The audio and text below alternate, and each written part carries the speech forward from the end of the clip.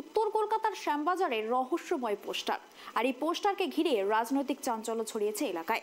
কি ছিল সেই পোস্টারে লেখা, সেই নিয়ে চাঞ্চল্য ছড়িয়েছে এলাকায়।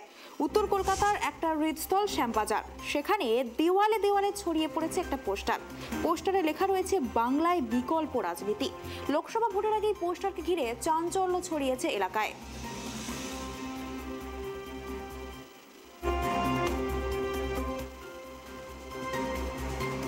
বিস্তারিত জানবো, আমাদের সাথে টেলিফোন লাইনে রয়েছে আমাদের প্রতিনিধি তোতন মাখাল।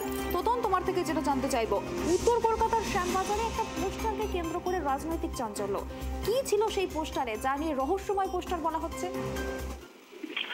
তিথি, তোমাকে জানিয়ে রাখি, আজ সকালবেলা উত্তর কলকাতার শ্যামবাজারে বেশ কিছু বাড়ির দেওয়ালে বা আরো অন্যান্য দোকানের দেওয়ালে দেখা গেছে একটি অন্য ধরনের পোস্টার, যে পোস্টারে 3 রকম রং দিয়ে লেখা রয়েছে বাংলায় বিকল্প রাজনীতি।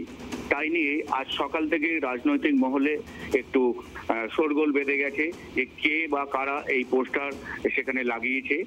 তোমাকে জানিয়ে রাখি, গতকাল কালীঘাটে অভিষেক বন্দ্যোপাধ্যায়ের অফিসে তিনি বেশ কয়েকজন তৃণমূল নেতার সঙ্গে মিটিং করেছিলেন এবং সেখানে তিনি জানিয়েছিলেন যে এই লোকসভা নির্বাচনে তিনি তার ডায়মন্ড হারবার কেন্দ্রেই তিনি মনোযোগ দিতে চায়।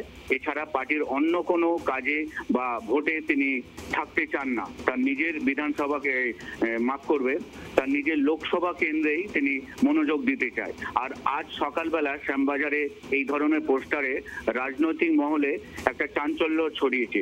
তোমাকে আরো জানিয়ে রাখি, আগামীকাল অর্থাৎ সোমবার ইংরেজি বর্ষবরণ, আর তার আগে এই পোস্টার নিয়ে অনেকটাই চাঞ্চল্য ছড়িয়েছে এবং আগামীকাল আরো একটা গুরুত্বপূর্ণ দিন, তৃণমূল কংগ্রেসের 27তম প্রতিষ্ঠা দিবস। তার আগে এই ধরনের পোস্টার নিয়ে রাজনৈতিক মহলে একটা চর্চা শুরু হয়েছে।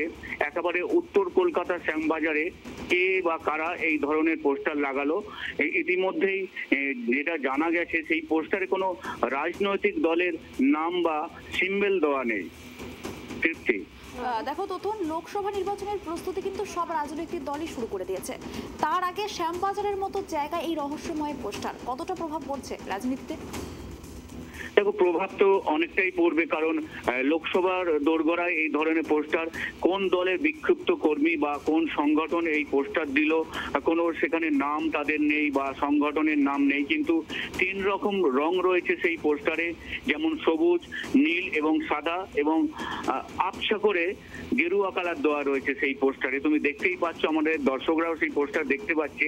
আজ সকালবেলায় বর্ষবরণের জন্য যেমন প্রস্তুতি রয়েছে মানুষের মধ্যে, কিন্তু এই পোস্টার দেখে একটা মানুষের মধ্যে চাঞ্চল্য ছড়িয়েছে, রাজনৈতিক মহলেও একটা চাঞ্চল্য ছড়িয়েছে। কে বা কারা এই পোস্টার দিতে পারে, কি কারণে, তারা কি অন্য ধরনের কিছু মত প্রকাশ করতে চাইছে, সেটাই এখন দেখা। ধন্যবাদ তোতন আমাদেরকে এই বিষয়ে বিস্তারিত জানানোর জন্য। আবারও জানিয়ে রাখি, উত্তর কলকাতার শ্যামবাজার এলাকায় একটা রাজনৈতিক চাঞ্চল্য ছড়িয়েছে। সেখানে লেখা রয়েছে বাংলায় বিকল্প রাজনীতি। এই লেখা পোস্টার ঘিরে রাজনৈতিক চাঞ্চল্য ছড়িয়েছে এলাকায়। পোস্টারে কোনো চিহ্ন নেই, কোনো দল নেই, কোনো নেতার নাম নেই, কোনো সংগঠনের নাম নেই, শুধুমাত্র একটা রহস্যময় বার্তা দেওয়া হয়েছে। এই কাজ কে করলো বা কেন এরকম কাজ, সেই বিষয়ে একটা চাঞ্চল্য ছড়িয়েছে উত্তর কলকাতার শ্যামবাজার এলাকা জুড়ে।